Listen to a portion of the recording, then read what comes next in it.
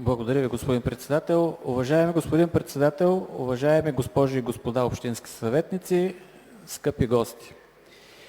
Вземам думата по предложението за изменение и допълнение на наредбата за реда и условията за пътуване с общински градски транспорт. И накратко искам по същество да ви обърна внимание на един важен, не малък детайл. Идеята за осигуряване на безплатен транспорт за ученици и разширяване на обхвата за децата и пенсионерите е безспорно позитивна и социално отговорна мярка, която подкрепяме по принцип. Така. В предложения текст на параграф 1.8 се определя, че ученическите карти за безплатно пътуване ще се издават със срок на валидност едва 6 месеца. Уважаеми колеги, защо подлагаме пловдивските семейства и ученици на тази административна тежест? Защо караме десетки хиляди родители и деца да се редат на опашки пред гишетата на общинско предприятие ОКТ 2 пъти в годината? За деца от 7 до 14 години в точка 7 се предвижда срок от 1 година, а за учениците 6 месеца.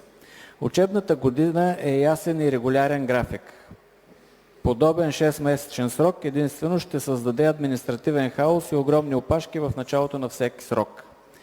Не е ли по-добре в услуга на гражданите на град Пловдив, ползващите услугата,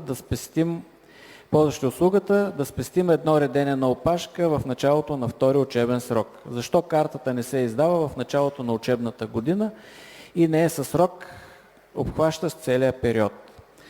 Уважаеми колеги общински съветници, за да бъде тази наредба наистина работеща и в полза на гражданите, предлагам да се увеличи срока за валидност на ученическите карти от 6 месеца на една учебна година, като в новообразуваната точка 8 част от текста да се измени последния начин. Превозните документи карти се издават със срок на валидност 1 година, включително от датата на издаването им, но не по-дълъг от срока, за който учениците имат право на безплатно пътуване. А за завършващите ученици до 30 юни на годината на завършване на средно образование. Благодаря ви. От господин Петров. Точка 8 да се измени. Превозните документи, карти се издават със срок за валидност до 1 година, включително от дата на издаването им, но не по-дълъг от срока, за който учениците имат право на безплатно пътуване, а на завършващите ученици до 30 юни на годината на завършване на средното образование. Вносителя приема ли предложението на господин Петров? Да, приема се.